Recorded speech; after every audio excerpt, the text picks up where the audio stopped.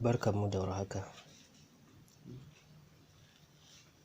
Wannan bidiyon shine na biyu akan laws of indices, watakan dokoki na indices. Kamar yadda muka bayyana, in an ce indices ana nufin yadda za ka rage namba. In namba za ka rubuta su da yawa ne, a misali za su cika layi ɗaya, to wannan dokokin na indices zai koyar da kai yadda za ka rubuta su a taƙaice. Za ku iya zuwa ku kalla bidiyon mu na farko akan laws of indices, kuma ka manta a yi subscribing da law. A yi subscribing kuma a yi liking domin a samu wasu bidiyoyin wanda za mu ci gaba da ɗaurawa na maths da English da kuma sauran darussa na kimiyya. Law na huɗu, watakan doka na huɗu yana cewa shine product law, product power law. Shi wannan dokan yana cewa in an samu namba guda biyu sai aka samu power a sama, wannan power ta ƙunshi wannan namban na farko da kuma wannan namban na biyu.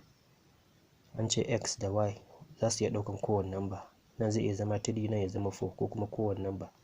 To ga yanda abin zai zama, wannan namban na farko sai a sa mai power, na biyu shi ma sai a sa mai power. Wannan dokar ita ce abin da take faɗa. Sai doka na biyar shine zero index.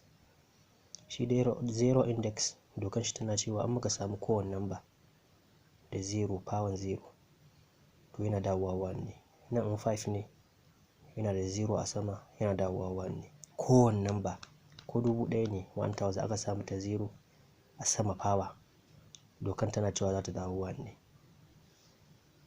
Wannan shine doka na biyar, bai da wahala. Sai doka na shida, negative index. Shi negative index yana cewa dama kamar in muka ji kalmar negative, dama ana nufin minus kenan, alamar minus ga yana. To yana cewa in muka samu kowane namba sai muka samu alamar negative ga yanan minus, sai power kowane namba shi ma zai iya zama power wannan an sa ne a matsayin example. Wannan minus ɗin da ta zo a sama ita kaɗai tana dawowa 1/, duk yanda aka ganta. Sai kuma wannan power da wannan namban, babban namban, sai su dawo ƙasa, sai a sa namban, sai wannan power a maida ta gata nan, dama a nan power take. Wannan shi kuma minus ɗin kawai ya dawo 1/. Sai doka na bakwai, shi kuma yana cewa root power. Watakan root wannan alaman kenan, shine root, asalin abu. Za mu zo insha Allah muyi bayani akan darasin me ake nufi da root, basis. In aka samu kowane namba sai aka samu 1/, 1/, kowane namba. Amma shi wannan dokan yana cewa a samu 1 a sama, sai ƙasa kuma a samu kowane namba.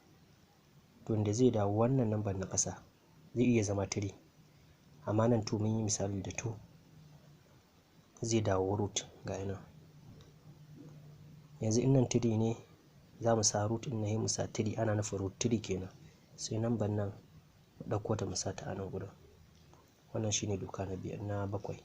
Sai doka na ƙarshe na 8, fraction index. Shi yana cewa in muka samu kowane namba, shi a doka na 7 za mu samu 1 ne a nan gurin, sai muka samu wani namba a nan gurin. Shi amma da wannan dokar yana nufin za a iya samun kowane namba a nan, kuma za a iya samun kowane namba a nan. To kamar yadda muka yi doka na 7, wannan na ƙasan za a ɗauko ta ita dawo root. Sai mu ɗauko namban mu sa a nan, sai mu ɗauko abin da ya zo a sama sai ya zama power. Wannan shine doka na 8.